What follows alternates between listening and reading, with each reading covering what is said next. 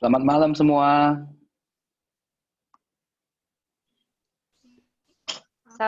Malam. Malam Pak Budi. Malam Pak Pastor Andri, Pastor Cindy, selamat malam. Selamat malam Pak Budi.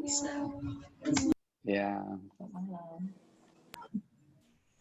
Malam Pastor Andre, Pastor Cindy. Ya, malam semua. ya kita bisa langsung mulai ya. Ya sekarang udah waktunya. Good evening, ladies and gentlemen. Great to see you again in this Haggai Seminar Series. Hope all is well and healthy.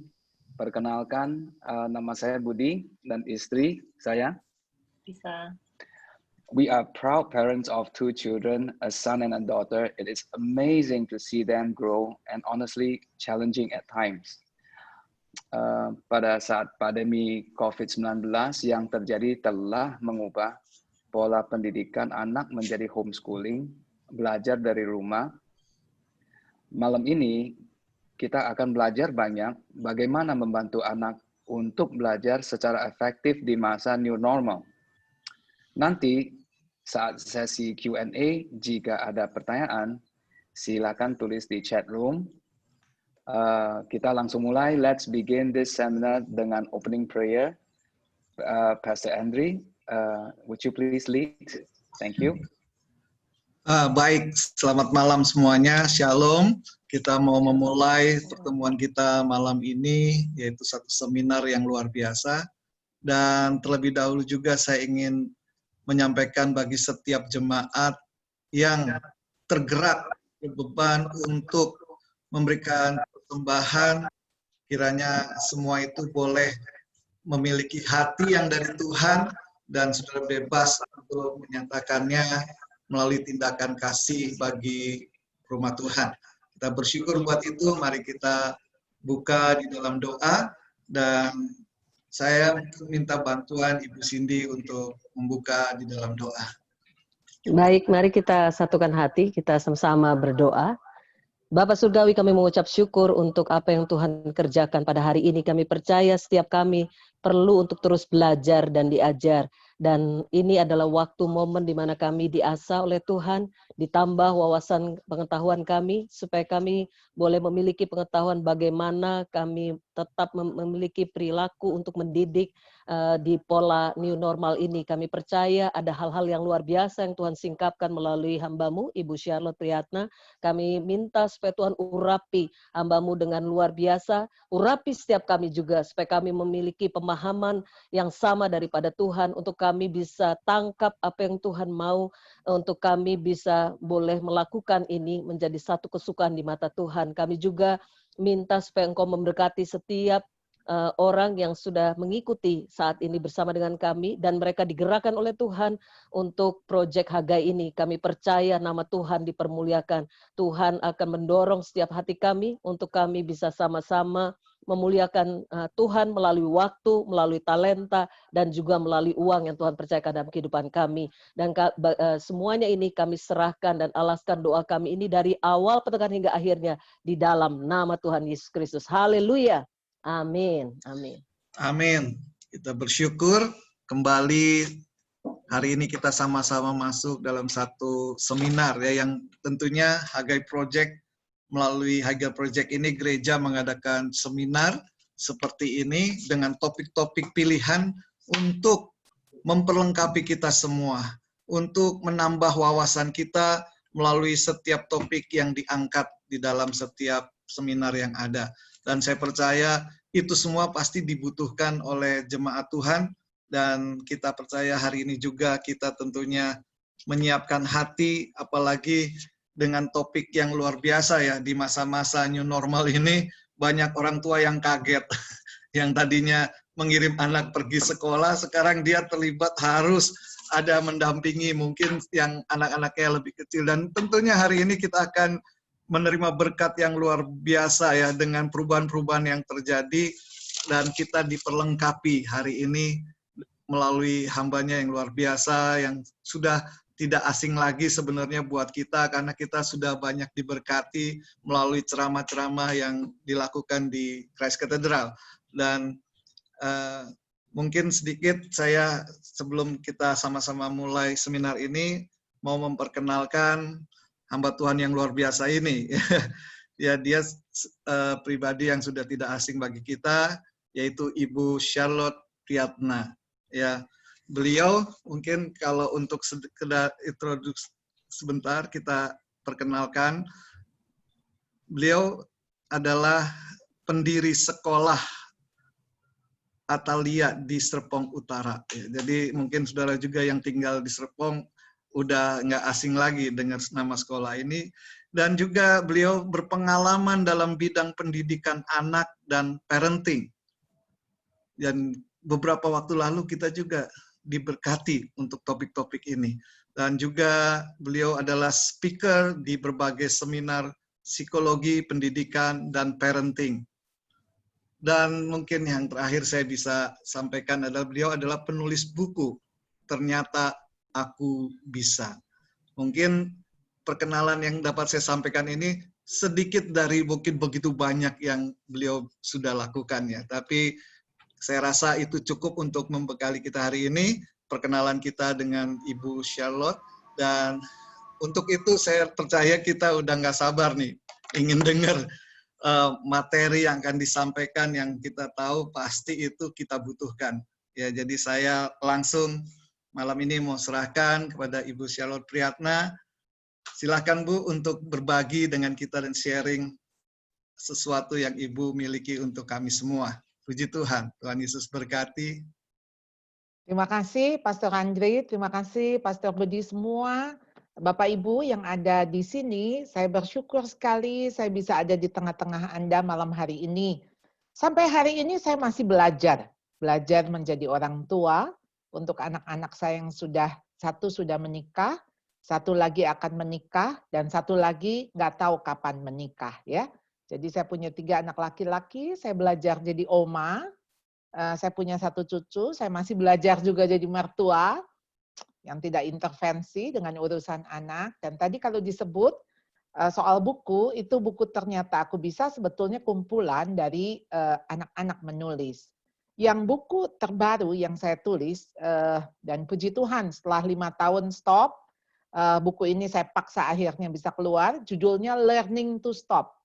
Learning to Stop adalah isinya begini, satu hari nanti kita akan berhenti jadi orang tua. Kita nggak mau selamanya kita jadi orang tua, di mana anak kita berganti. Satu hari anak kita itu menjadi sahabat kita. Kita menjadi sahabat anak, anak menjadi sahabat kita. Jadi jangan Anda berharap anak umur 50 tahun masih ngomong gini, Ma, uang Ma. Pasti Anda nggak mau, bukan? Nah, jadi Anda harus melatih mereka dengan stop. Stop apa? Stop kepo. Kepo urusan anak, ya. Anda stop untuk digelayutin anak, ya, digelendotin anak. Nah, itu istilah saya. Saya orang Jakarta, jadi nanti banyak kata-kata Betawi yang keluar, ya. Nah, jadi saya akan bikin trilogi, ini rencananya, tentu di dalam pertolongan Tuhan. Yang pertama tentu Learning to Stop, ibaratnya kayak lampu merah. Nanti ada Learning to Walk dan ada Learning to Hold, ya. Ya mudah-mudahan apa yang saya pelajari, apa yang saya alami, termasuk kegagalan-kegagalan saya, itu bisa dipelajari oleh Anda semua, ya. Saya bersyukur malam ini saya boleh diberi kesempatan untuk men-sharingkan parenting in the new normal, ya. Sudah bisa dilihat saya punya tayangan, ya. Saudara, ini kita tahu semua kita ada di dalam dampak global, ya, stay at home, ya. Saya nggak tahu bagaimana Anda, tetapi paling tidak kita tahu sekarang ini banyak orang tua stres, ya. Saya baru tadi mendapat kabar bahwa ada seorang anak ketika lagi Zoom dengan teman-temannya dan ketika guru bertanya mau didoakan apa, tolong doakan supaya mama saya bisa terkumpul uangnya supaya rumahnya nggak diambil sama orang.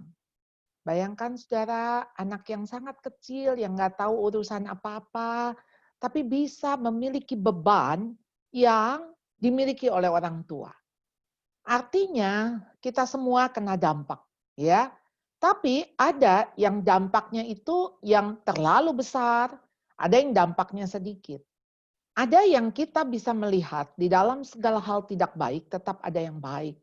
Dan itulah kita punya 1001 alasan untuk bersyukur kepada Tuhan.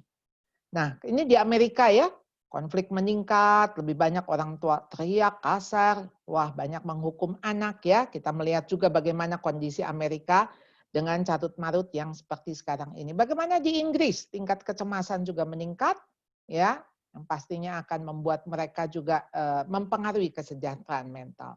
Saudara, ada istilah cabin fever. Kita sih jarang begini atau nggak pernah cuman gara-gara pandemi. Tapi mereka yang di negara bersalju, itu kalau salju besar, mungkin mereka berminggu-minggu harus ada di rumah sampai tunggu salju mencair. Nah, ada gejalanya. Jadi ketika anak-anak kita kena cabin fever, turunnya motivasi, gelisah, jadi baperan, sulit konsentrasi, pola tidur tidak teratur, sedih, depresi, dan lain-lain. Beberapa waktu yang lalu saya seminar dengan dokter anak. Nah, rupanya si dokter anak cerita kalau pasien-pasien dia bahkan yang umur 2 tahun itu bisa datang dengan gangguan tidak bisa tidur. Nah, rupanya terkena cabin fever ini. Ya, sebetulnya Anda bisa toh keluar rumah tetap di mobil. Ya, kemarin saya dengan anak saya kita ke Taman Safari. Jadi ya keliling saja, tapi tetap dalam mobil, nggak keluar-keluar gitu ya. Ayolah kita bisa lakukan apa saja untuk suasana itu kita ciptakan. Menjadi suasana di mana stay at home, feel at home. Tapi kenyataannya justru nggak menjadi betah di rumah. Kepingin cepat-cepat keluar. Ada apa sih? Apa yang terjadi di rumah? Ya. Nah, ini fungsi dan peran sebagai orang tua. Apa sih selama di rumah? Saya sadar ya, ini kita jadi guru sebetulnya nggak jadi lebih mudah. Karena biasanya kita punya 25 murid, ya satu kelas. Kita bisa atur, kita bisa disiplin. Sekarang murid kita ada di 25 rumah. Dan sekarang yang menjadi gurunya adalah orang tua. Jadi kalau dulu guru itu adalah orang tua di sekolah. Jadi artinya orang tua menitipkan anaknya untuk dididik oleh guru dan guru ini kepanjangan tangan orang tua. Tetapi sekarang orang tua kepanjangan tangan guru. Jadi orang tua adalah guru di rumah bagi anak. Nah, fungsi peran ini berubah dan ini juga yang membuat orang tua stres. Kita tahu ya, waktu dulu keluar ada apa namanya kayak WA gitu ya. Orang tua curhat sama guru. Jadi dia bilang, Pak ini saya udah mau gila nih ya. Ini kalau ke psikiater siapa yang mau bayarin? Ini saya habis makan martabak sampai 6 potong. Kalau saya gendut siapa yang mau kurusin? Nah, wah pokoknya mereka menjadi frustrasi. Nah saudara, boleh nggak pikirnya begini ya. Ini kan pandemi nggak selama-lamanya. Ada batasnya. Ya mungkin 1 tahun lagi atau 2 tahun lagi, we don't know. Tetapi kita melihatnya begini, ini mumpung seperti ini. Jadi kita mau ambil waktu ini, ambil kesempatan. Anda ingat nggak, zaman dulu tuh ada satu film, Dead Poets Society. Itu ada Robin Williams jadi guru. Dia punya satu kalimat, dia bilang carpe diem. Carpe diem itu dari bahasa Latin, yang artinya seize the day. Ayo rebut waktu ini. Pakai kesempatan ini. Jadikan itu momentum dan movement.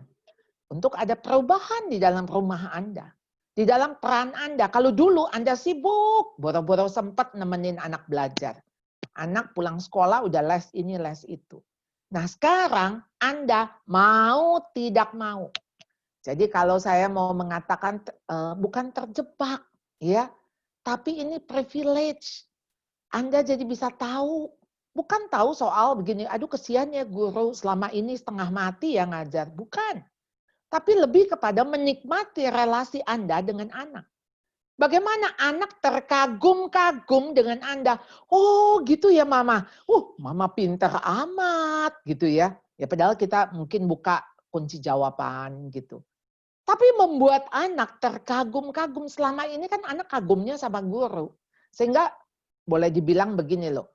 Kalau anak-anak bilang, Mami kata ibu guru, wow kitalah yang dapat nomor 1. Ya, dipercaya oleh anak Anda. Nah, sekarang bagaimana anak bisa bangga dengan orang tuanya? Jadi saudara, ayo ya Anda menuntun bukan menuntut. Ya. Anda menuntun itu pasti menggenggam bukan mencengkram. Kalau Anda menuntun pasti jalan beriringan.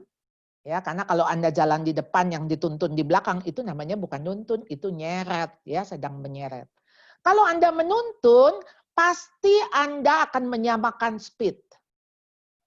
Sama-sama supaya langkah Anda bisa sama-sama ya. Nah, ketika Anda menuntun pasti ada interaksi, ada relasi, ada koneksi. Menuntun bukan menuntut. Yang kedua, relasi lebih penting daripada prestasi. Ya, saya sebagai orang yang di dunia pendidikan sudah 30 tahun lebih. Saya melihat relasi sangat amat penting. Bahkan guru pun saya minta berelasi dengan siswa. Karena apa? Semangat itu didapat dari relasi. Jangan kita menuntut anak berprestasi, akhirnya relasi kita korbankan. Buat apa ya? Apalagi kayak sekarang. Sekarang kan orang tua ngeluh, aduh ibu nanti bagaimana ya pelajarannya tambah lama. Kan kok jamnya tambah sedikit, nanti anak saya bagaimana? Oh saya bilang knowledge, Anda nggak usah khawatir. Ya buktinya apa yang dulu kita pelajarin banyak yang kita kembaliin ke guru. Sekarang yang penting apa? Justru anak Anda harus belajar karakter. Ini kesempatan di rumah karena mereka melihatnya dari orang tua. Kualitas karakter lebih berdampak daripada kuantitas angka pencapaian. Jadi saudara, Anda mau apa sih angka daripada value, nilai itu jauh lebih penting daripada skor. Saudara, dulu IQ kita anggap penting. Setelah ada EQ kita bilang enggak, lebih penting EQ. Setelah EQ ada EQ, adversity quotient. Bagaimana daya juang, daya tahan itu diperlukan. Ya, kita tahu di dalam masa pandemi ini ada orang yang suicide, bunuh diri. Orang yang kaya bunuh diri. Orang yang pintar, saudara, dosen, PhD. Dia bunuh istrinya, dia bunuh anaknya, akhirnya dia bunuh diri. Jadi saudara, apa sih yang dibutuhkan di zaman ini? Tentu ketika kita sebagai orang tua, ya new normal, ya. Jadi tinggalkan yang old karena kita masuk ke new, ya. Jadi saya selalu ingin Anda berpikirnya gini. Kita tuh seperti tinggal di kutub. Nah, jadi kita nggak boleh pakai pakaian tropis, ya, nggak boleh pakai baju yang tipis. Makanan kita juga berbeda, kita nggak bisa makan pecel kalau kita ada di kutub utara, ya. Pokoknya di kutub utara berubah cara hidup kita. Nah, sekarang juga begitu. Jadi dengan adanya new normal, ya pastilah kita keluar pakai masker, kita social distancing, kita cuci tangan tiap 10 menit sekali, setengah jam sekali. Jadi ada sesuatu yang baru dari hidup kita. Dan luar biasa Tuhan tuh terus mau kita diperbaharui. Ya bukan secara fisik, justru secara rohani, secara mental, ya kejiwaan kita. Nah, jadi yang lama itu sudah berlalu, ya, mati. Ini saya sebetulnya mau ambil RIP-nya, ya, RIP, ya, bukan rest in peace, tapi responsibility, integrity dan passion. Ya, 3 hal ini yang kita mau anak-anak belajar. Belajar dari siapa? Dari kita dulu, ya. Tanggung jawab. Tanggung jawab ada keyword knowing and doing. Apa sih definisi tanggung jawab? Memahami dan melakukan apa yang sepatutnya saya lakukan yang diharapkan orang lain dan Tuhan dari diri saya. Saudara, knowing. Jadi anak harus tahu ketika dia melakukan tanggung jawab. Ketika dia melakukan tanggung jawab, tentu ketika kita bilang, nanti kamu cuci piring ya, tentu kan nggak cuma piringnya aja yang dicuci, gelas juga, sendok juga, lalu ketika setelah selesai cuci piring, pasti dia beresin sampai tempat itu bersih, lalu sekalian meja-meja juga dibersihkan, walaupun hanya soal cuci piring. Tapi kita tahu, kita mengharapkan dia melakukan ini sampai tuntas. Dari mana dia harus tahu? Tentu kita harus beritahu. Jadi jangan tuntut tanggung jawab anak kalau dia tidak tahu. Ya, jadi knowing and doing. Jadi dia tahu dulu apa yang harus dilakukan. Jadi saudara ketika dia tahu, nah ini responsibility, lawannya adalah unreliability. Tanggung jawab lawannya tidak bisa dipercaya karena manfaat dari tanggung jawab adalah kepercayaan. Ya, ingat Matius 25 ayat 21, maka kata Tuhan yaitu kepadanya, baik sekali perbuatanmu itu hai hambaku yang baik dan setia. Engkau telah setia dalam perkara kecil, aku akan memberikan kepadamu tanggung jawab dalam perkara yang besar. Masuklah dan turutlah dalam kebahagiaan Tuhanmu. Saya kalau ingat perumpamaan talenta, saya langsung ingat, oh ya memang Tuhan kasih kita beda-beda. Ada yang 5, ada yang 2, ada yang 1. Nggak usah ngiri. Karena Tuhan kasih kita sesuai dengan kesanggupan. Yang sedikit ya dituntutnya sedikit. Yang banyak dituntutnya banyak. Pujiannya sama. Jadi ketika pujiannya sama, ya, jadi yang Tuhan lihat bukan nominal. Bukan 10 lebih baik dari 4. Tapi yang Tuhan lihat kita itu maksimal dan optimal. Jadi ketika mengusahakan 100%, yang 2 jadi 4, yang 5 jadi 10, itu yang Tuhan katakan, hai hambaku yang baik dan setia. Yang dipuji adalah orangnya, bukan jumlahnya. Artinya setia dalam perkara kecil. Nah, bagaimana anak kita mulai belajar tanggung jawab dari hal-hal yang kecil. Dan kita harus berikan mereka peneguhan. Wah, kamu baik, kamu setia, ya. Karena kamu sudah melakukan tanggung jawabmu. Nah, tanggung jawab anak tentu dalam hal ini mulai dari urusan dia. Ya, nggak usah tanggung jawab untuk urusan yang besar. Jadi hal-hal dia bisa makan sampai habis, dia bisa beresin tempat tidur, dia bisa masuk kamar mandi bawa handuk. Jadi nggak selesai mandi dia teriak, Mbak, handuknya mana? Nah, jadi kita nggak boleh mengambil alih konsekuensi yang harus dia tanggung. Jadi kalau saya ingat ada satu kisah ya, seorang anak laki, dia main bola, kemudian bolanya pecahin kaca rumah tetangga. Dan tetangganya minta dibayar, waktu itu dia minta bayar $12,5 untuk kaca. Zaman itu sama dengan 125 ayam katanya. Lalu dia pulang ke papanya, karena dia nggak punya uang, papanya bilang, kamu bayar, tapi kamu hutang sama papa, kamu mesti bayar dalam waktu 1 tahun, itu jangka waktunya. Nah kemudian anak ini kerja, mungkin sekali cuci mobil dapat $0,5 atau apa. Dalam waktu 6 bulan, sudah lunas hutangnya dengan ayahnya. Dan Anda tahu dia menjadi Presiden Amerika ke-40, itulah Ronald Reagan. Tanggung jawab itu menunjukkan bahwa konsekuensi itu akan dipikul. Dan bagaimana dia bisa ingat, karena setiap kali lupa, setiap kali mau tidur lupa gosok gigi. Anda tinggal ada satu keyword. Do you have freedom to do that? Kamu punya kebebasan nggak untuk tidur? Kamu belum sikat gigi, kamu belum cuci tangan, belum cuci kaki, belum doa, belum baca Alkitab. Misalnya dia bilang, saya mau main. Kamu punya kebebasan untuk main, artinya semua udah beres, kamu udah latihan piano, kamu udah beresin ini, udah beresin buku, dan sebagainya. Kalau dia mau pergi ke sekolah, kita juga pakai katakan, do you have freedom to do that? Coba kamu lihat, kamu udah bawa topi, bawa dasi, bawa kotak pensil, bawa apa, dan itu yang menolong anak untuk, oh ya apa yang harus saya lakukan. Ya, saya pernah bikin seminar ini, kemudian satu waktu ada anak, saya minta mereka tuliskan apa yang kalian sering lupa. Jadi dia tulis di satu karton besar, dia tulis begini, sudahkah saya membawa handuk? Nah, dia cerita bahwa kalau setiap kali dia masuk kamar mandi, dia lupa bawa handuk. Jadi dia akan tempel itu di depan pintu kamar mandi. Nah, saudara, sebetulnya anak-anak bisa punya ratusan cara untuk bagaimana mereka ada latihan sebagai tanggung jawab. Yang kedua, integriti. Kejujuran adalah dasar dari integritas.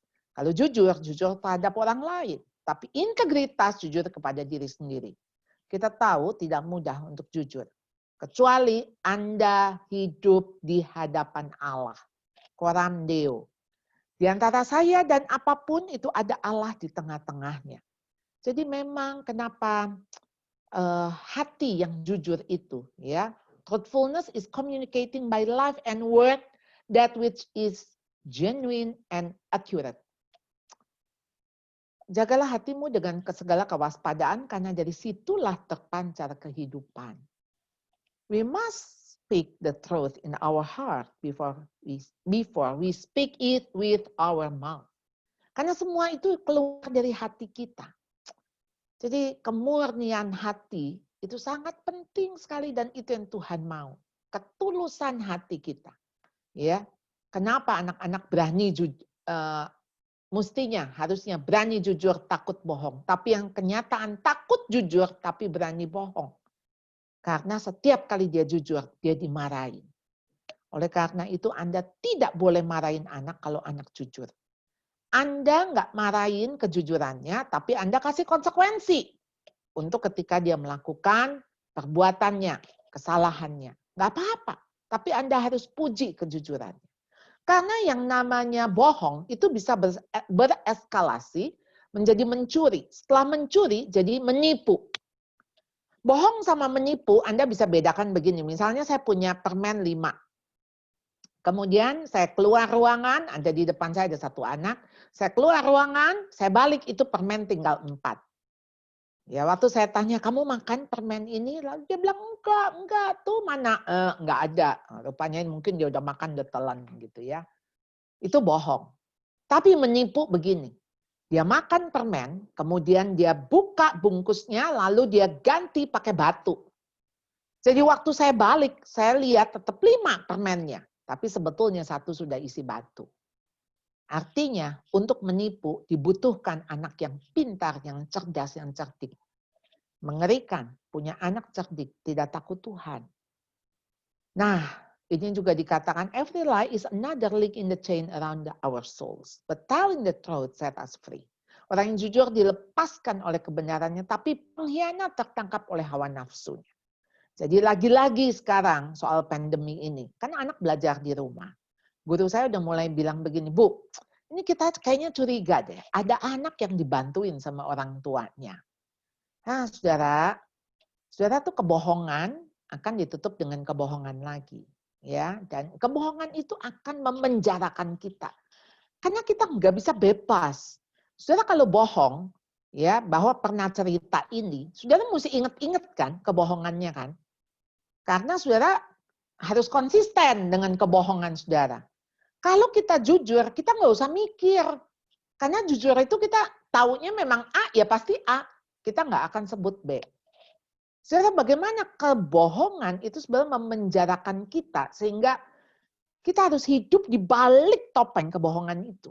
Ya, nanti kalau ada yang bertanya silahkan ya. Kita akan lanjut ke yang P. RIP, responsibility, lalu integrity and patience. Patient, ya ini mah sama dengan sakit, sulit, susah, sengsara, tuh S-nya banyak.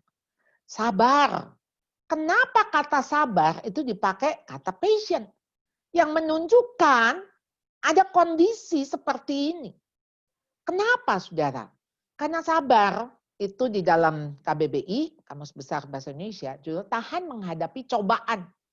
Jadi ini pasti berhubungan dengan penderitaan dan kesusahan.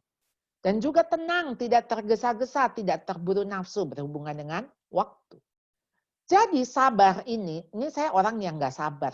Saya kalau begini, kalau ada yang jual pil kesabaran, saya kayaknya pasti udah beli. Ya, saya tuh kepingin apa-apa cepat selesai. Saya sampai kagum sama suami saya yang flekmatik, rasanya, kok kamu bisa ya sabar ya. Ini rasanya speed saya cepat sekali dan saya kepingin segala sesuatu cepat beres. Jadi saya harus berjuang dengan kesabaran, ya. Nah, sabar saudara berhubungan dengan penantian, ya. Penantian artinya kita harus belajar menahan diri, menunda keinginan atau kepuasan. Saya harus belajar hold. Jadi bagaimana menanti-nantikan Tuhan itu ibaratnya seperti seekor Raja Wali yang terbang dengan kekuatan sayapnya. Hanya karena menanti-nantikan Tuhan. Saudara, di tengah-tengah situasi begini, kenapa kita mesti sabar? Memang kita nggak tahu kapan selesainya ya masalah ini. Tapi yang kita tahu, ada Tuhan di tengah-tengah pandemi ini. Ada Tuhan yang hidup. Ada Tuhan yang tahu persis masalah yang kita hadapi apa. Tapi Tuhan mau kita sedang belajar, menanti-nantikan Dia. Ya, saya pernah satu waktu, saya di Papua, suami saya ada pelayanan di sana 2,5 tahun. Jadi kami tinggal di Tiom. Tiom itu kalau jalan kaki 3 hari dari Wamena, kalau naik pesawat cuma 20 menit. Nah, suami saya kalau sudah ada KLB, kejadian luar biasa, dia bisa pergi sebulan, 2 bulan, dan nggak ada kabar. Satu waktu, dia bilang, hari itu, dia akan kembali ke Tiom dari Wamena. Saya cepat lari. Ya, bandaranya itu tuh cuma tanah saja. Saya lari. Waktu saya dengar ada pesawat mau datang. Lalu waktu saya lihat, terus saya hitungin, orangnya kan cuma 6 isinya ya. Namanya juga Cessna, pesawat Cessna. 1, 2, 3, 4, 5, pilotnya keluar. Mana suami saya nggak ada? Wah, saudara, saya jalan menuruni bukit. Saya cuma ngomong gini, Tuhan Yesus baik, Dia selalu baik. Ya, walaupun saya tidak mengerti, tapi Dia baik. Saya tahu pesawat nggak akan masuk lagi, karena angin sudah kencang. Saya bilang, Tuhan temenin saya 24 jam untuk besok saya bisa. Saudara, ternyata Tuhan bukan hanya melatih saya, tapi melatih suami saya. Suami saya sebetulnya, hari itu rencana ada 2 penerbangan, karena sudah lama tidak penerbangan. Jadi suami saya ngalah untuk naik ke pesawat yang kedua. Begitu dia udah duduk di seat belt, udah duduk kemudian dia pakai seat belt, pilotnya bilang begini, ya, sekarang kita tidak bisa terbang, semua turun lagi karena sudah ada angin. Saudara, memang sabar itu mesti dilatih. Tidak bisa instan, ya. Sabar itu berhubungan dengan pengendalian diri. Jadi kalau pengendalian diri belajar melambatkan langkah karena Anda harus mengikuti proses. Bagaimana saudara bisa tidak marah selama saudara menunggu. Jadi ini bukan hanya soal waktu. It's not about how long one can wait, but how well one behaves while waiting. Jadi waktu kita nunggu bagaimana kita? Kita bisa nggak mengendalikan diri kita? Dan yang ketiga, sabar itu berhubungan dengan pengampunan. Saudara, bagaimana kita belajar melihat dari sisi yang berbeda. Kita mengubah sudut pandang. Sehingga saudara bisa menerima kelemahan, kesalahan, kegagalan anak. Nah saudara, memang tidak mudah ketika bisa berubah sudut pandang. Saya cerita ya, ini ada kisah. Di sebuah gerbong kereta itu ada 2 anak lari-larian, lalu ribut sepanjang gerbong. Ini penumpang lain udah gelisah ya, gelisah, udah aduh anak siapa sih ini? Begitu dilihat, oh itu bapaknya. Bapaknya lagi lihat-lihat handphone. Wah, satu orang nggak tahan, dia langsung tepuk pundak si bapak. Pak, tolong dong anaknya dikasih tahu, mengganggu kami sekali. Dia teriak-teriak, dia lari-lari. Begitu si bapak bilang gini, oh saya mohon maaf ya, saya tuh lagi bingung. Bagaimana cara saya mengatakan hal ini kepada anak saya? Karena di stasiun berikutnya, kami harus menjemput jenazah istri saya, yang adalah ibu anak-anak saya. Mereka belum tahu hal ini.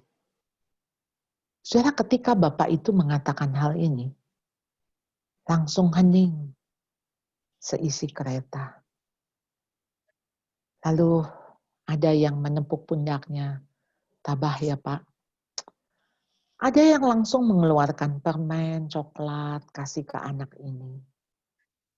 Saudara, anak ini tetap lari-larian, tetap teriak-teriak.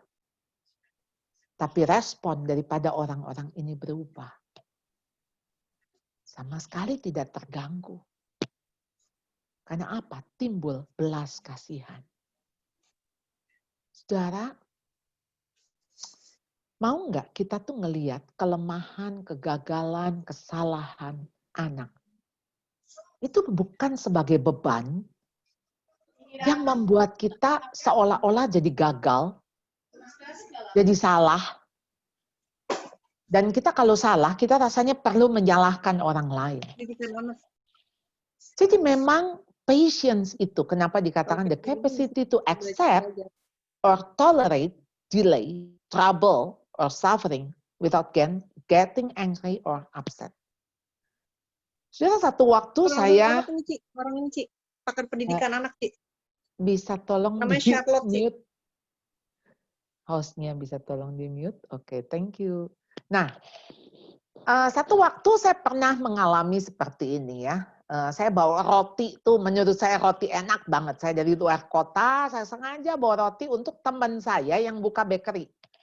Jadi saya sampai di sekolah, saya cuman sekretaris saya nggak ada, jadi saya cuman kasih kode, ini nih ada roti, tapi nanti kamu tanya sama saya aja gitu. Maksud saya mau diapain roti ini. Lalu kemudian saya cepat-cepat meeting. Waktu di tengah-tengah meeting, sekretaris saya masuk ke ruang meeting, lalu dia bawa roti yang sudah dipotong-potong-potong. Oh, saya bilang, itu roti saya mau kasih ke teman saya yang buka bakery, dia tahu.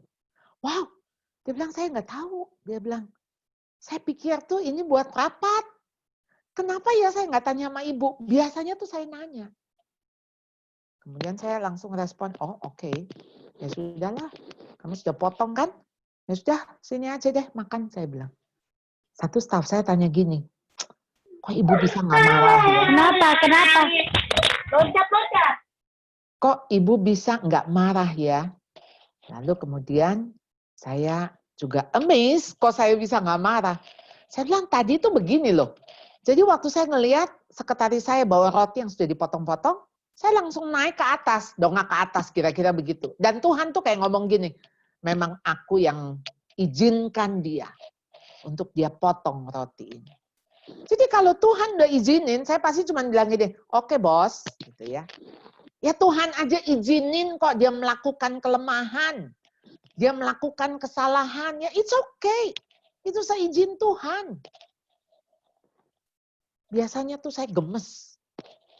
Kalau ada yang bikin kesalahan, saya tuh ya sedikit sakit lah ya, perfeksionis begitu. Nah itu tuh yang kadang-kadang membuat kita jadi tidak sabar. Terhadap kesalahan orang lain, terhadap kelemahan anak kita, terhadap kegagalan orang-orang yang ada di sekitar kita. Orang yang sabar melebihi seorang pahlawan. Orang yang menguasai dirinya melebihi orang yang merebut kota. Itu bisa bayangin ya, orang yang sabar itu orang yang bisa menguasai diri. Orang yang tak dapat mengendalikan diri, dia adalah seperti kota yang roboh temboknya.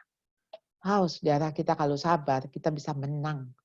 Menang sama diri sendiri, dan menang terhadap kondisi. Ini Helen Keller mengatakan gini, we could never learn to be brave and patient if there were only joy in the world. Untung aja di dunia ini begitu banyak kesulitan, penderitaan, kesengsaraan. Untuk apa? Supaya kita bisa sabar dan berani. Saudara, bagaimana Helen Keller ketika dia umur 2 tahun, dia mulai kena meningitis, jadi matanya buta, telinganya menjadi tuli, dan akhirnya tentu dia bisu. Wah, marah. Dia marah, sehingga dia kalau ketemu orang, dia bau gunting, dan dia ngamuk. Kenapa? Karena dunia yang tadinya ribut, sekarang jadi sunyi sepi. Ketika dunia berwarna-warni jadi gelap gulita. Nah, saudara, dalam hidupnya ada seorang yang Tuhan pakai Miss Annie Sullivan untuk menjadi gurunya. Dan derita ini menjadi cerita di dalam hidupnya. My story is his story. Maukah cerita hidup Anda menjadi ceritanya Tuhan? Good things come to those who believe, better things come to those who are patient, and the best things come to those who don't give up. Never give up. Ya, kita masih punya pengharapan. Dan bukan hanya itu saja, kita malah bermegah juga dalam kesengsaraan kita, karena kita tahu bahwa kesengsaraan itu menimbulkan ketekunan, ketekunan menimbulkan tahan uji menimbulkan pengharapan, dan pengharapan tidak mengecewakan. Tahan uji di sini ditulis juga di NIV adalah karakter. Jadi ayo ya, kita harus melatih karakter anak-anak di tengah-tengah situasi stay at home, belajar di rumah. Tuhan memberkati. Kita akan masuk nanti ke dalam diskusi.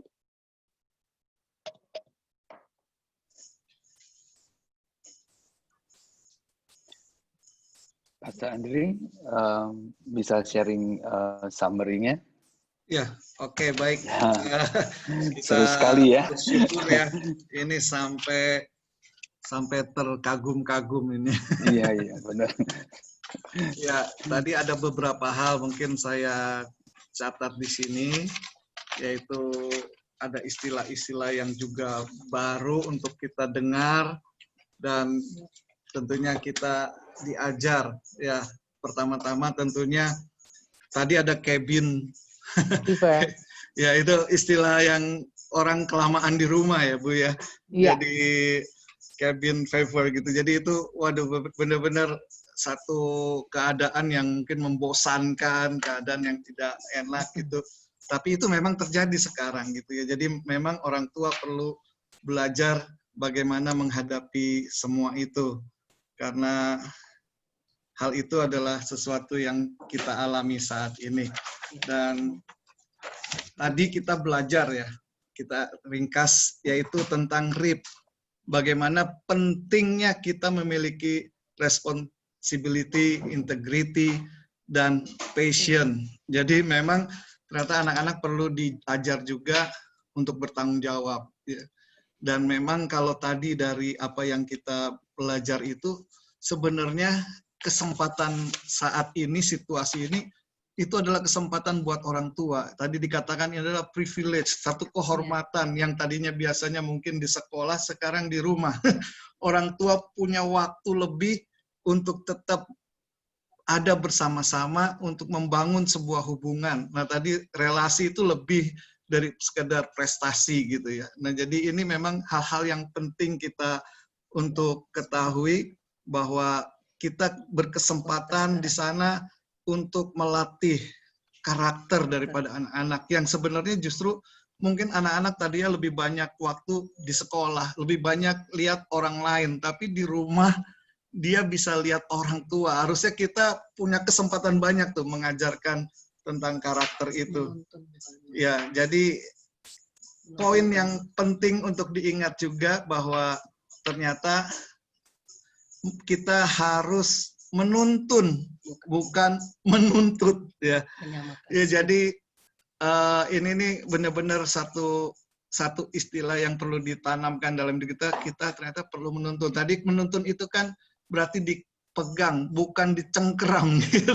Nah, itu bagian yang kita perlu belajar juga, bagaimana kita menuntun anak-anak kita. Dan kita ketika berjalan bersama itu kan bicara tentang speed juga ya, kecepatan. Nah, kita menyesuaikan kecepatan kita dengan anak itu sehingga kita bisa berjalan bersama-sama. Jadi tadi memang dikatakan relasi itu penting sekali. Jadi di sini kesempatannya begitu banyak. Nah, jadi kembali lagi tadi ke RIP itu, jadi kita benar-benar mesti mengajarkan yang namanya tanggung jawab, mengajarkan integrity. Integrity tadi yang mungkin poin yang pentingnya bukan sekedar kejujuran. Jadi kepada orang lain, jujur kepada orang lain. Justru paling sulit itu jujur kepada diri sendiri. Nah, itu kalau memang kita bangun itu pasti akan luar biasa gitu ya. Nah, mungkin juga catatan yang saya tulis di sini yang penting adalah kemurnian hati gitu ya. Ketulusan itu penting untuk dimiliki. Jadi justru diajar untuk jujur atau takut bohong. Tadi di situ perlu adanya apresiasi ketika jujur, walaupun mungkin berisi ada sanksi-sanksi karena kejujurannya, tapi justru dengan mengerti bahwa ternyata jujur itu baik, dia akan dibangun ke arah yang luar biasa gitu ya. Dan jadi kalau yang terakhir dikatakan sabar itu, ya jadi istilahnya kita bisa menerima keadaan, ya. Itu bisa juga bicara tentang, tadi dikatakan tentang sabar itu ada kaitannya berhubungan satu dengan keadaan yang mungkin tidak nyaman, ya, keadaan mungkin pencobaan tadi dibicarakan di sana. Yang kedua dengan waktu, kadang-kadang kita harus sabar karena ada waktu yang perlu dalam pembentukan proses itu perlu waktu. Jadi kita perlu sabar dalam semua itu. Nah, jadi kita belajar untuk menerima kelemahan. Jadi bagian itu juga penting, karena ketika kita bersama dengan anak, tentunya anak juga ada ya kelemahan-kelemahan tadi, gimana caranya sabar, dan tadi udah dikasih ilustrasi-ilustrasi, cerita-cerita, dikasih contoh-contoh yang luar biasa. Jadi saya percaya kita semua diberkati pada malam ini, dan tentunya tadi sudah lengkap sekali ya. Jadi sementara ini nanti mempersiapkan pertanyaan-pertanyaan. Jadi saya kembalikan kepada Pak Budi untuk menyampaikan sesuatu pada hari ini. Puji Tuhan, Tuhan Yesus berkati semua. Thank you, Pastor. Izinkan waktu sedikit sebelum masuk ke sesi Q&A. Terima kasih juga Bu Charlotte. Stella, silakan share. Ya, saya mau menyampaikan, mau update sedikit mengenai progres Hagai Project sampai hari ini. 4 bulan lalu, pada hari Senin 27 April, Gereja Christ Cathedral mengalami kebakaran. Hagai Project is rebuilding of the house of God. Slide berikutnya. Nah, yang dapat digambar adalah foto dalam slide ini adalah kondisi saat sekarang, di mana proses pembersihan puing-puing pasca kebakaran telah selesai.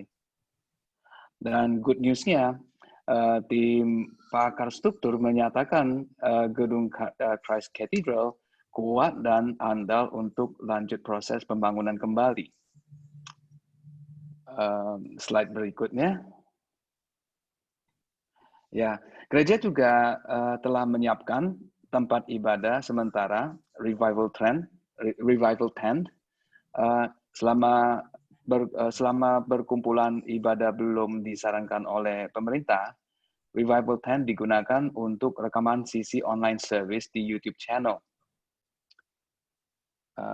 Slide berikutnya. Ya, puji Tuhan, sampai bulan ini gereja mengucapkan terima kasih atas kontribusi para donators. Per bulan Agustus, gereja telah mengumpulkan dana untuk fase 1 sebesar 8,4 miliar dari 10 miliar. Thank you Lord, thank you so much donators. Untuk terakhir di slide berikutnya, ya, gereja rencana soft opening di bulan Desember pada tahun ini, dan grand opening di bulan April 2021.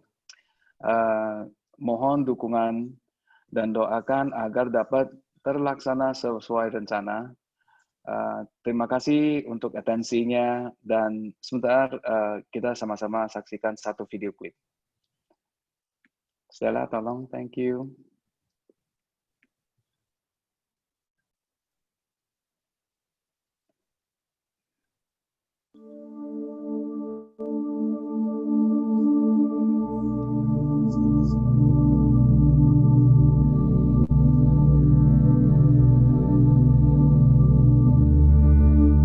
Ya saudara, kita hari ini mau berdoa buat gereja Tuhan. Puji Tuhan, sekarang sudah bersih. Kita percaya walaupun perjalanan masih panjang, tapi kalau Tuhan mengizinkan sesuatu terjadi, Dia sendiri akan bersama dengan kita membangun gerejanya kembali. Di tempat ini, kita berdoa dengan mata iman sambil kita pejamkan mata nanti, bahwa kita melihat Tuhan membangun kembali rumahnya seperti Hagai 2 ayat 9-10, berkata bahwa kemuliaannya akan melebihi kemuliaan yang semula. Mari kita berdoa bersama-sama, saudara.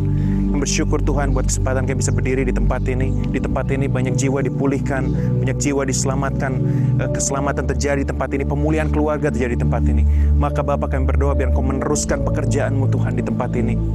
Kalau saat ini gedung dalam keadaan terpuruk.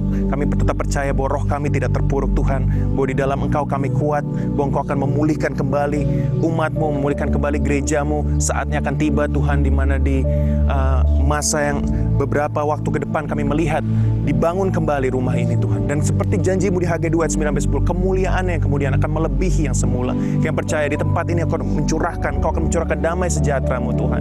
Biar lebih banyak orang diselamatkan, lebih banyak keluarga dipulihkan di tempat ini. Dengan mata iman kami melihat Tuhan, apa yang sekarang sepertinya reruntuhan, Kau akan bangun kembali dengan penuh kemuliaan. Kami satukan hati kami berdoa buat tempat ini di dalam nama Tuhan Yesus Kristus. Amin.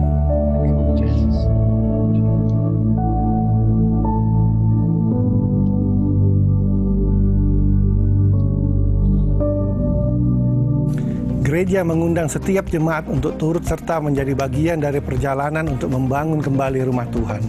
Dalam 5-9 bulan ke depan, dengan mata iman kita melihat Tuhan akan membangun kembali rumahnya bersama dengan umatnya. Terima kasih bagi saudara yang sudah terlibat di Hagai Project, baik melalui janji iman maupun persembahan langsung. Walaupun biaya yang diperlukan untuk menyelesaikan pembangunan rumah Tuhan masih banyak, kita percaya bahwa bergandengan tangan bersama-sama kita bisa mempersembahkan yang terbaik bagi rumah Tuhan, sehingga biaya yang diperlukan dapat tercukupi. Di layar saudara saat ini terdapat QR Code dan detail rekening khusus pembangunan rumah Tuhan yang dapat saudara gunakan untuk saudara membawa persembahan untuk proyek restorasi rumah Tuhan. Gereja akan memberikan update setiap minggu mengenai progres pembangunan gereja. Terima kasih untuk persembahan saudara. Selamat menabur di rumah Tuhan. Tuhan Yesus memberkati.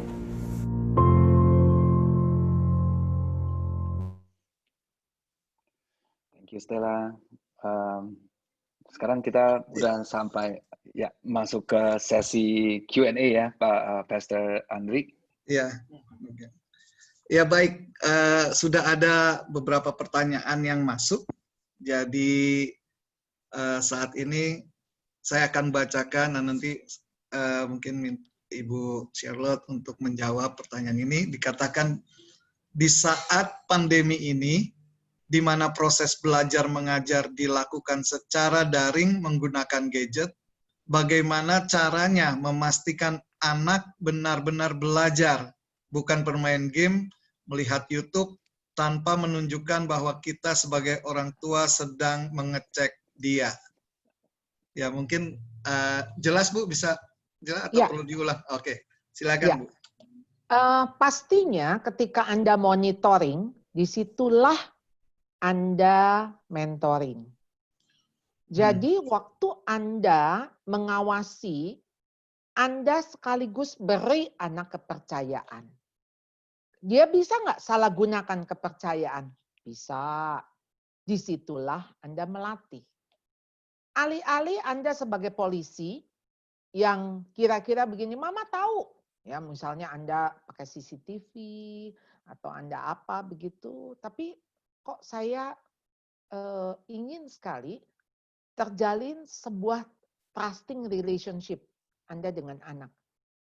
Jadi Anda kenapa nggak ngomong begini aja? Mama mau percaya sama kamu hari ini bahwa kamu bisa belajar sungguh-sungguh. Kalau betul kamu bosen, kamu mau main, boleh nggak kamu bikin semacam laporan? Nggak apa-apa. Artinya sekarang ketika kamu bosen nih, jadi kamu main, kamu lihat YouTube atau kamu main game, coba, ayo kita sama-sama belajar. Saya pikir ketika orang tua siap menerima kesalahan anak, kegagalan anak, anak itu punya space untuk dia growing, untuk dia bertumbuh. Kita setua sampai tua begini, berapa banyak kesalahan yang kita juga lakukan. Dan Tuhan izinkan. Dan orang-orang di sekitar kita mengizinkan. Sehingga kita belajar dari kesalahan. Jadi kita nggak bisa menuntut anak sempurna. Kalau sampai, jadi Anda begini, jangan sampai ya, Mami tahu ya, kamu nggak main, kamu nggak belajar, kamu bla bla. Saya pikir dia pasti ngumpet-ngumpet juga kok, main. Sama begini, nggak apa-apa, kamu main. Ya, artinya Mami tahu seberapa kuatnya kamu konsentrasi, sehingga kamu perlu ada waktu jeda untuk kamu daripada nih udah basep gitu ya, kayaknya udah mumet. Nah, jadi mami tahu berapa daya tahan kamu. Nanti kita latihan ya. Tentu kalau Anda di samping dia, Anda jadi bisa tahu kalau dia mulai gelisah. Nah, saya pikir saat-saat seperti ini bangun jembatan kepercayaan itu. Jadi Anda bisa dipercaya oleh anak dengan Anda percaya lebih dulu ke anak. Nanti kepercayaan itu kan akan kepercayaan dengan tanggung jawab, tadi kan kita udah belajar ya. Jadi makin bisa dipercaya, tanggung jawab juga makin diberikan, ya. Nah, ketika kepercayaan dikasih sedikit, dia bisa lakukan, ya kasih dia pujian. Kasih dia lagi kepercayaan yang lebih besar. Kalau dia fail, nggak apa-apa. Nggak apa-apa, kita ulangi lagi. Kita ulangi lagi. Daripada Anda seperti polisi, itu membuat hubungan Anda jauh dengan anak. Dan akhirnya anak itu cuma rasanya kayak bakal dimonitor, bakal dihakimi, bakal dicari-cari kesalahannya, yang ada malah defense. Jadi kalau anak juga defense buat apa ya? Nah, toh kan tujuannya kita mau ngajarin karakter. Jadi ngajarin karakter itu ya mulai dari yang bad character, nggak langsung bisa good character. Jadi untuk bisa rapi, kita mesti berantakan dulu, kira-kira begitu. Jadi lama-lama kita belajar jadi rapi. Untuk bisa rajin, ya kita mulai dari malas dulu. Kalau kita sudah dari dulu rajin, kayaknya kita nggak perlu rajin kan? Karena rajinnya itu kan kita nggak pelajari. Memang kita udah dari dulu. Dan itu menurut saya udah bukan rajin lagi, memang itu udah jadi bagian dari dirinya. Dan Anda nggak perlu berjuang untuk rajin. Ketika kita berjuang untuk rajin, karena kita mau keluar dari kemalasan kita.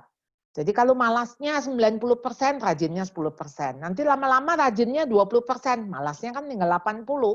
Rajinnya 30%, malasnya tinggal 70%. Jadi terus-menerus mengusahakan ke sana.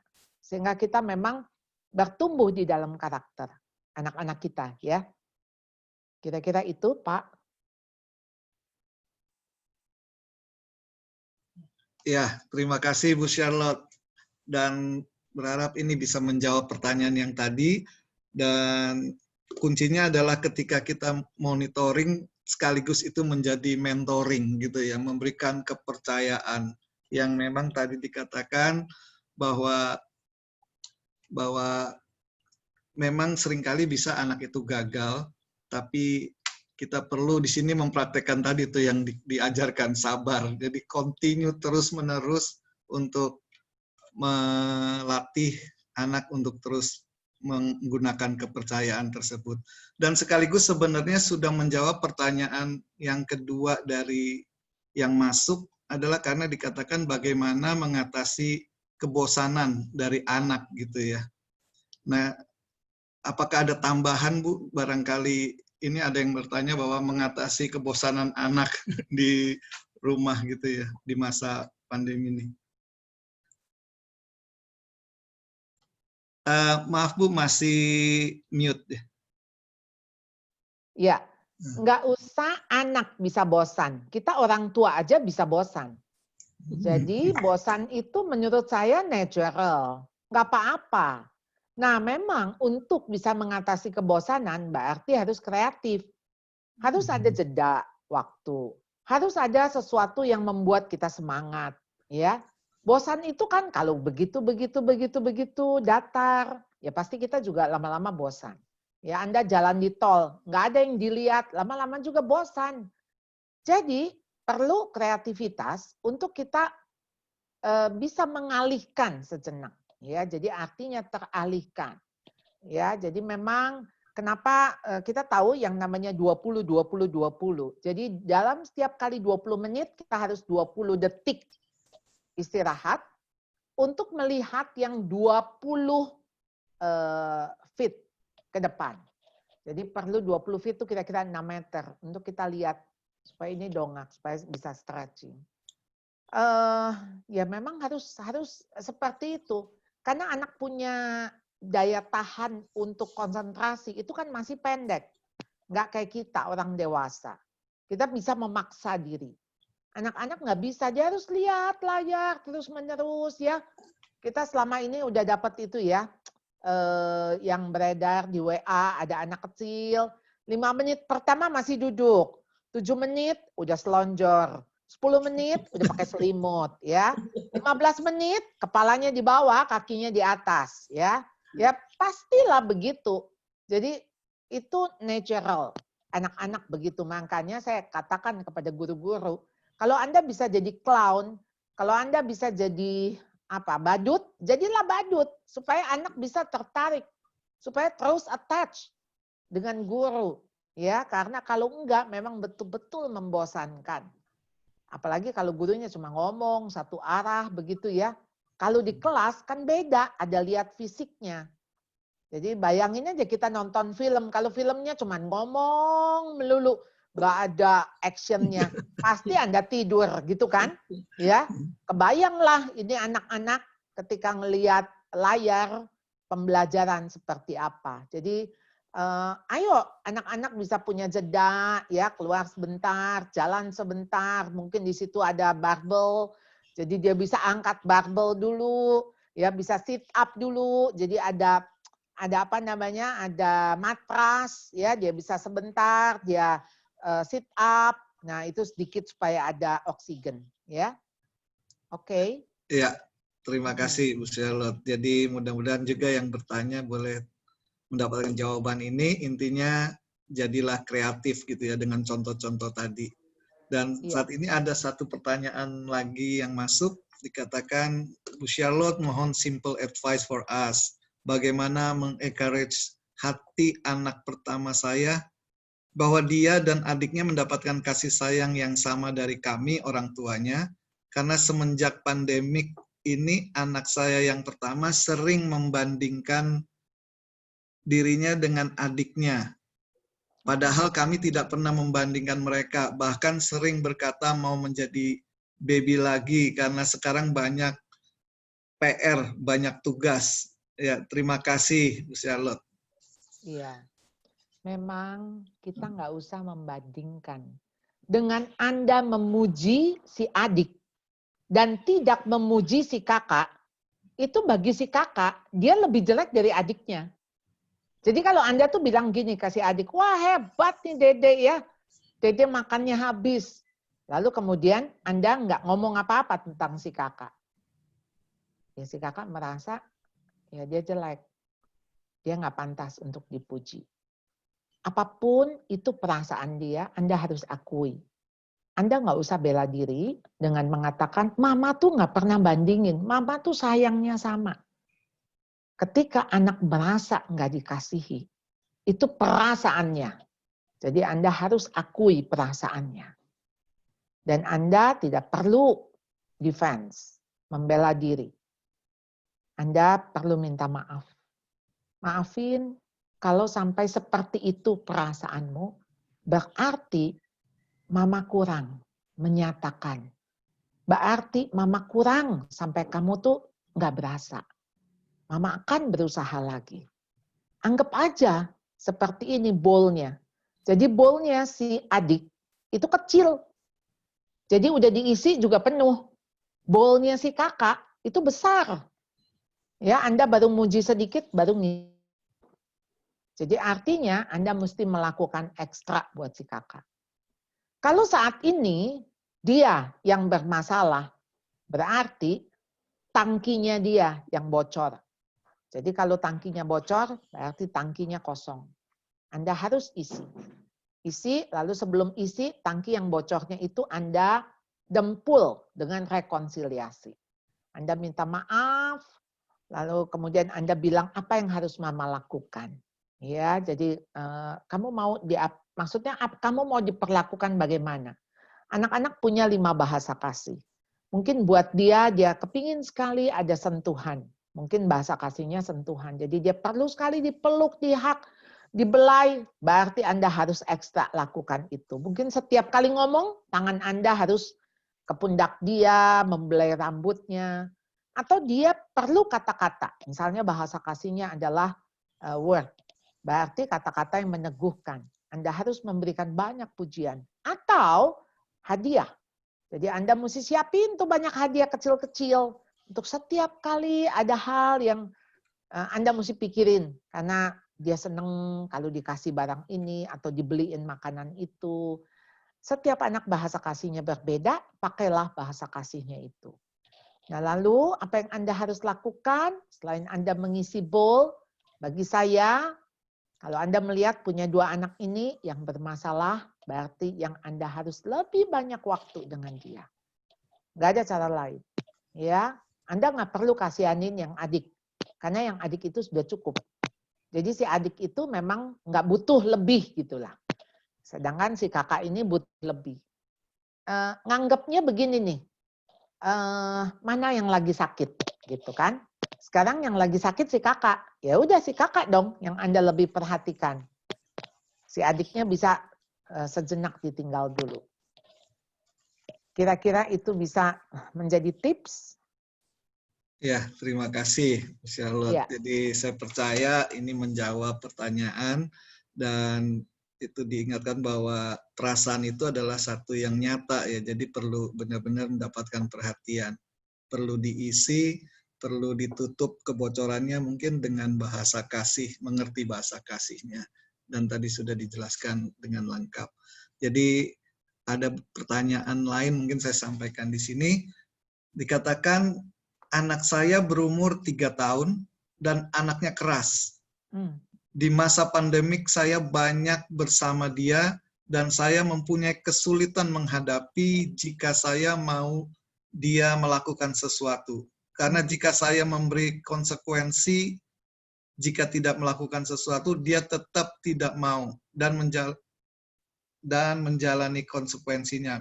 Misal, kalau tidak tidur siang dan tidak bisa makan es krim, karena kalau tidak tidur siang dia lebih gampang sakit. Jadi saya tidak kasih es krim dan dia tetap tidak mau tidur. Sebentar, di mana nih loncat? Ya, tidak mau tidur dengan tidak makan es krim, walau biasanya dia minta karena dia tahu ada es krim di rumah. Bagaimana menghadapi anak seperti ini ya? Thank you, Bu. Iya, anak strong-willed itu juga ciptaan Tuhan. Dan Tuhan membutuhkan strong-willed-nya dia untuk melakukan pekerjaan-pekerjaan Tuhan nantinya. Jadi kita tetap terima anak yang seperti itu. Hatinya teguh. Nah, jadi bagaimana mendekati anak seperti ini? Batu nggak bisa dilawan sama batu. Batu harus ditangkapnya dengan kapas. Batu sama batu mental. Jadi kalau mau nangkap batu pakai kapas. Anda harus jadi kapas. Bujuk. Anda coba berusaha untuk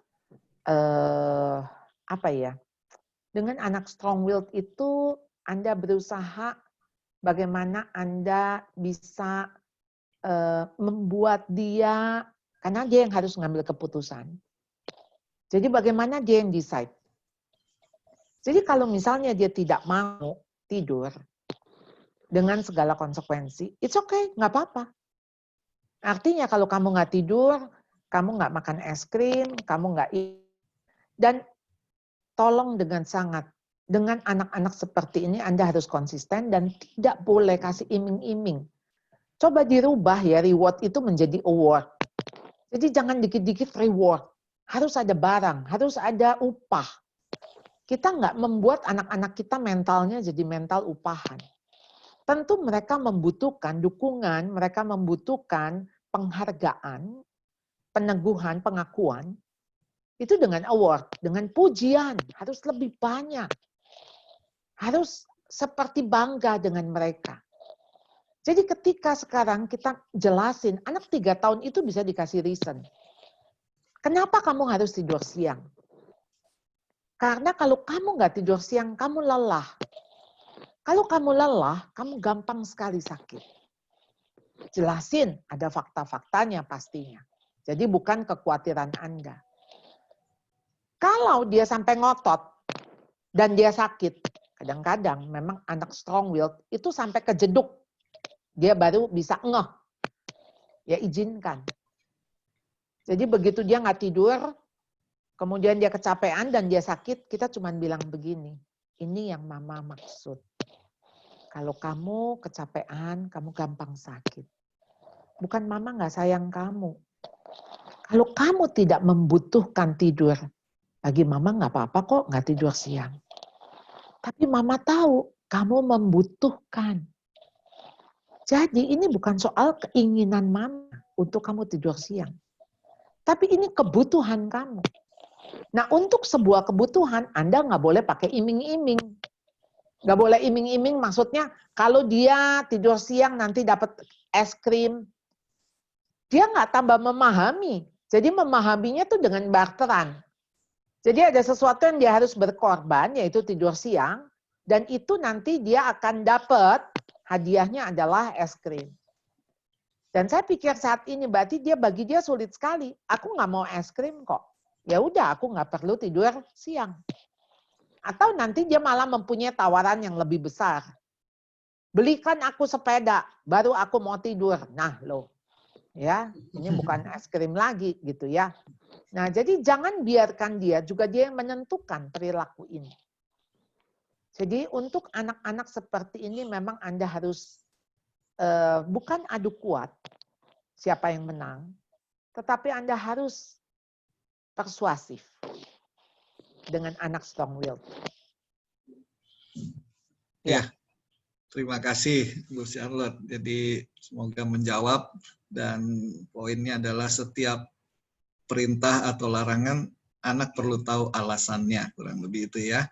Dan ada pertanyaan lain adalah ketika ini dari seorang tua yang pulang kerja, anaknya 4 tahun minta main. Dan ibu ini bilang tunggu dulu ya 30 menit, tapi anaknya terus aja meminta untuk bermain. Jadi ibu ini minta pendapat bagaimana harus bersikap terhadap anak seperti ini. Ini anak, sebelum Anda pulang, dia sudah punya bayangan akan main sama mama. Jadi betapa kecewanya ketika dia harus menunggu lagi 30 menit. Dan dia juga nggak tahu lagi 30 menit itu berapa lama. Buat anak 4 tahun, itu abstrak 30 menit. Boleh nggak Anda main dulu sama dia 5 menit? Jadi kasih teasernya gitu. Jadi oke, mama main. Nah, begitu 5 menit Anda bilang, mama mesti mandi dulu, mama mesti ini dulu, masak dulu sebentar ya. Nanti kita lanjut. Ya, sekarang kamu siapin dulu nih supaya nanti kita langsung nih main itu. Jadi dibuat excited, ya.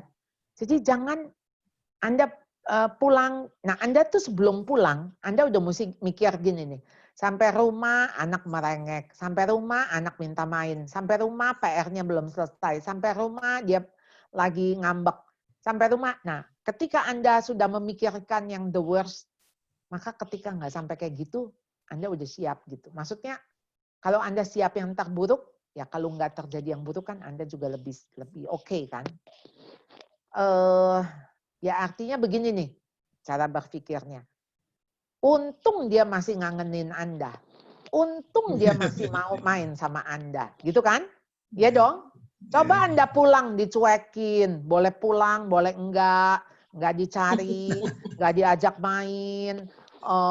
Lalu apa namanya, ya enggak dianggap gitu.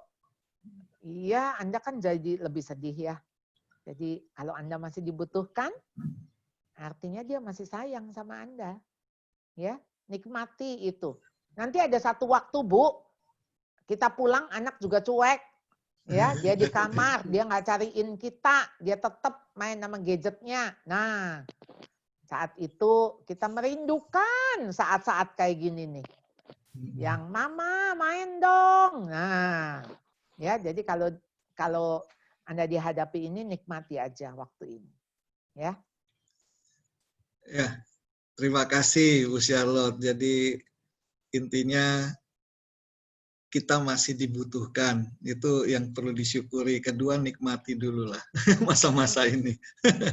Ya, ada mungkin ini pertanyaan terakhir barangkali ya. Jadi ada anak bungsu merasa tidak diperhatikan oleh orang tua, sedangkan berarti ini kelihatannya udah besar ya, karena kokoknya itu bisnis, koko cici saya bisnis dibantu gitu, sedangkan saya dilepas suruh pikir sendiri, dan padahal dia juga susah tidur tapi selalu dituntut bangun pagi. Nah, jadi sebagai anak nih, jadi pertanyaannya harus gimana sebagai anak, apa yang harus dilakukan? Iya, dulu ya saya punya pikiran seperti itu. Cici saya tuh nggak boleh pergi kemana-mana. Jadi artinya mama saya khawatir sama cici saya. Sedangkan saya dari kelas 3 SD, saya naik turun angkot, naik bus. Kelas 6 SD saya bisa dilepas sama mama saya naik angkot ke Cikupa gitu ya. Jadi dari Jakarta. Itu satu perjalanan yang jauh, 3 kali ganti oplet gitu ya. Zaman dulu tuh ada oplet. Saya merasa begini, mama tuh nggak sayang saya. Mau saya hilang kek, mau saya kenapa-napa.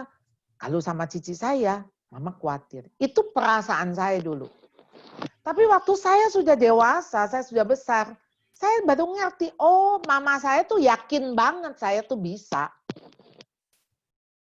Cici saya mungkin akan bingung dia, kalau suruh naik turun oplet, nanti jangan-jangan ini. Ya memang sampai hari ini, kakak saya ini memang sebagai ibu rumah tangga gitu ya, dia mengerjakan pekerjaan-pekerjaan yang artinya memang di rumah begitu. Oh, jadi saya ngerti. Rupanya dari orang tua juga sudah melihat bahwa ada potensi. Mau nggak Anda ngelihatnya begitu? Jadi kalau Cici Koko harus dimodalin, Mama tahu persis. Nggak usah modal, kamu bisa. Dan di situ gini, jadi ini Anda mesti anggap proses. Karena bagi saya nggak ada sesuatu yang terjadi dalam hidup kita tanpa seizin Tuhan. Jadi kalau Tuhan izinkan ini terjadi, pasti ada maksud dan rencana Tuhan. Segala sesuatu mendatangkan kebaikan bagi mereka yang mengasihi Tuhan dan yang terpanggil sesuai dengan rencananya. Jadi boleh nggak Anda nggak kepahitan sama orang tua? Rugi lagi kepahitan, ya. Artinya Anda jadi sakit hati. Anda susah tidur, tapi Anda dituntut bangun pagi. Nah, berarti Anda terbuka aja. Mam, tahu nggak? Semalam tuh ya aku berusaha mau tidur. Enggak tidur-tidur, Mam. Jadi aku tuh membutuhkan waktu tidur lebih panjang. Lagi pula, aku tuh memang bisa kok bangun jam 8. Nanti pakai waker deh. Karena aku tuh baru bisa lelap itu kira-kira jam 1-an, jam 2. Nah, coba utarakan. Jadi artinya begini, mungkin orang tuamu nggak ngerti kamu. Jadi jangan beranggapan bahwa orang tuamu nggak sayang.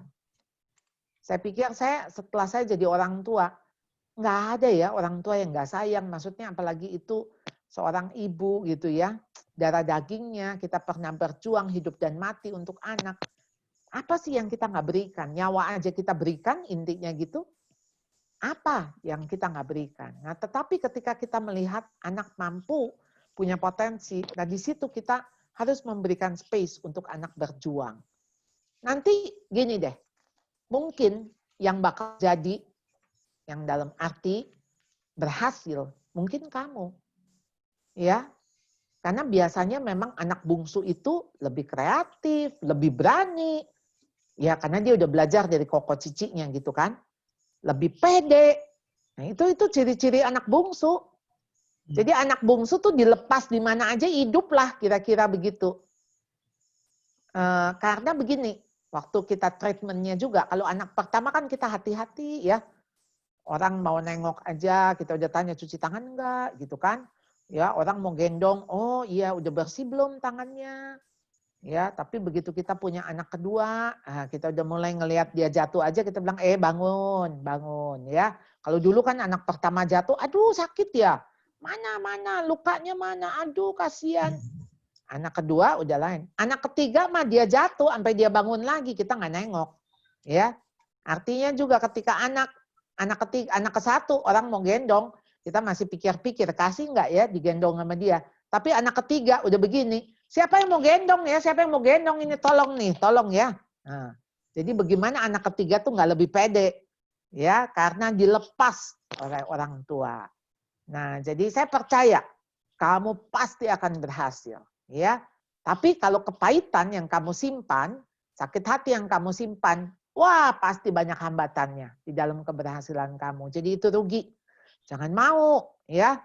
Jangan mau, ya. Karena apa? Karena hati kita mesti penuh dengan kasih, sukacita, damai sejahtera, kesabaran, kemurahan, kelemah lembutan, terakhir penguasaan diri. Ya, jadi itu buah roh. Jadi jangan dipimpin oleh kedagingan, tetapi dipimpin oleh roh. Oke, kira-kira itu. Ya, baik. Terima kasih, Bu.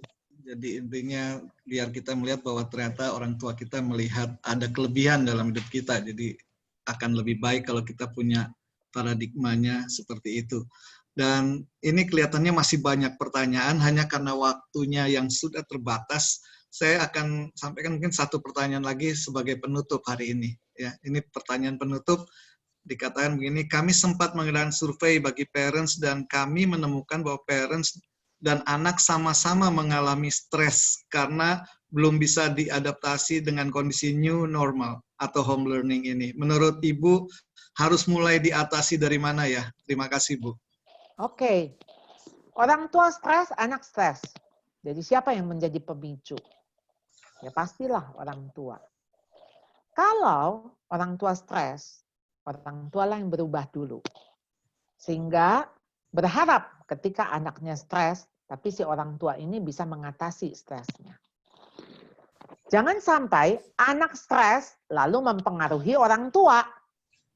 Ini mah siapa mempengaruhi siapa? Jadi harusnya Anda sebagai orang tua yang memberikan pengaruh positif kepada anak. Kan kadang kita tuh orang tua suka ngomong gini, aduh kamu tolong dong ngertiin mama. Ya ampun, itu anak nggak pernah seumur kita. Kita yang pernah seumur anak-anak. Kitalah yang harus mengerti anak. Jadi jangan minta anak ngerti kita. Nah jadi gini, kalau begitu kita gimana dong cara sumber kita, kekuatan kita. Ya. Jadi kita harus datang sama Tuhan. Tuhan bilang, hai engkau yang letih lesu dan berbeban berat, datanglah kepadaku karena aku akan memberikan engkau kelegaan. Belajarlah daripadaku sebab aku rendah hati dan lemah lembut. Diamlah dan ketahuilah bahwa akulah Allah. Sekalipun gunung-gunung bergoncang, sekalipun ribut, sekalipun apapun kondisi kita. Tapi Tuhan bilang, diamlah dan tenanglah. Ya sama seperti ketika Tuhan mendiamkan angin dan ombak. Langsung tenang. Apa sih yang Tuhan nggak bisa tenangin dalam hidup kita? Bisa kok. Cuma sekarang memang Tuhan mengizinkan ada ombak dalam hidup kita. Dan nggak apa-apa, badai pasti berlalu. Cuma kita harus mengalami tuh ketenangan yang dari Tuhan. Hanya dekat Allah saja aku tenang. Jadi kalau Anda stres, Anda tahu Anda harus datang ke siapa? Tuhan. Nggak ada cara lain. Jangan malah nonton drama Korea sampai 100 episode. Ya, nonton sampai jam 4 pagi. Nggak menolong itu. Yang ada mah tambah stres. Udah kurang tidur. Udah gitu kita hidup di atas impian. Tidak ada. Itu bukan jalan keluar. Baca firman. Ya. Cari Tuhan. Ya, cari Tuhan. Dan Tuhan tuh berkenan untuk dicari. Dia nggak akan ngumpet. Jadi kita tuh nggak lagi mentak umpet sama Tuhan. Dan Tuhan mau sekali kita datang cari dia. Sama kayak kita orang tua, kalau anak butuh, kan kita mau kan anak untuk datang kan, mama cari kita kan. Nah, ayolah ya. Jadi Anda yang harus berubah lebih dulu. Ya, kalau Anda berubah, saya yakin pasti anak berubah, suami Anda berubah, istri Anda berubah, pasangan Anda berubah, sekitar Anda berubah. Ya. Oke. Amin. Ya, terima kasih Bu Charlotte berbagi dengan kita, baik waktu, juga pengetahuan, ilmu telah dibagikan pada kita, dikunci dengan biar kita dalam situasi yang stres, mungkin ya banyak orang stres, dapatkan ketenangan dari Tuhan. Hanya dekat Allah saja aku tenang. Jadi kuncinya mendekatkan diri pada Tuhan. Ya, terima kasih Bu. Tuhan Yesus memberkati. Saya kembalikan pada Pak Budi untuk closing. Yeah, thank you. Thank you, Ibu Charlotte. It is an honor to have you here tonight. Kita semua sangat diberkati. Sudah waktunya, jadi kita harus berakhir. On behalf of committee members, thank you for joining this special parenting in the new normal seminar. Hope you enjoy the seminar. Look forward to see you again in the next Haggai seminar series. God bless. Pastor Andre, please, will you have the honor to close this seminar with a prayer? Thank you. Oke, mari kita semua siapkan hati, kita berdoa bersyukur untuk hari ini.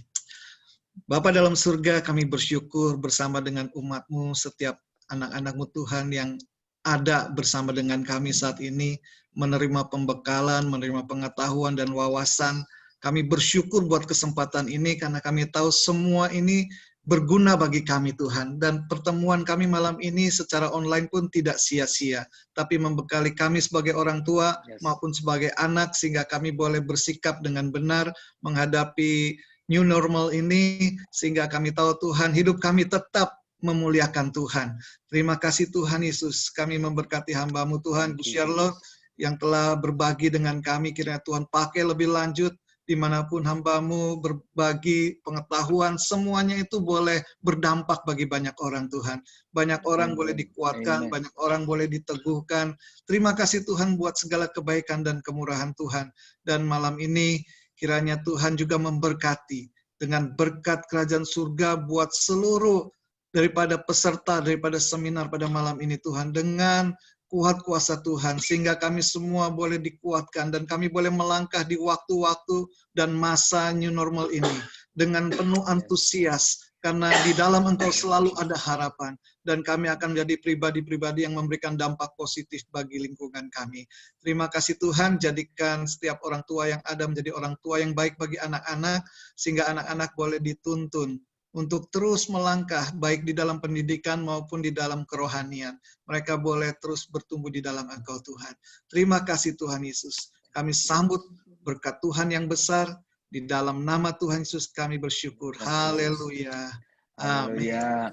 Amin. Thank you. Thank you semua. Thank you Bu Charlotte. Thank you. Good night. Good night. Selamat istirahat.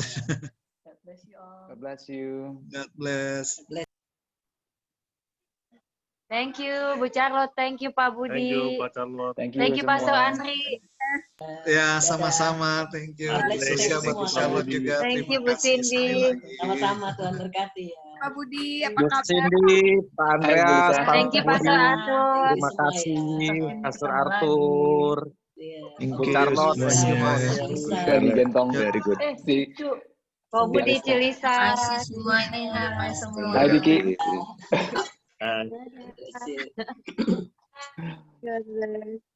Thank you, you, Thank you. Halo, halo. Ya. Pastor Arthur. Oh, yang ada akan- Pastor Lisa di situ. Iya. Nggak bisa lihat semua soalnya. Oke, God bless Berkati ya, semua ya. God bless. God bless. Have a good night. Yeah, And that's Semuanya, Pastor. Good night. Good night. See you tomorrow. Ya. Terima kasih.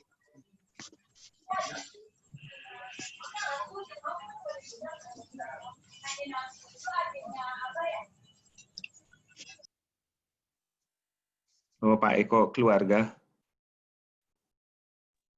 Oke, makasih. Pak Arthur. Ya, thank you. Ya.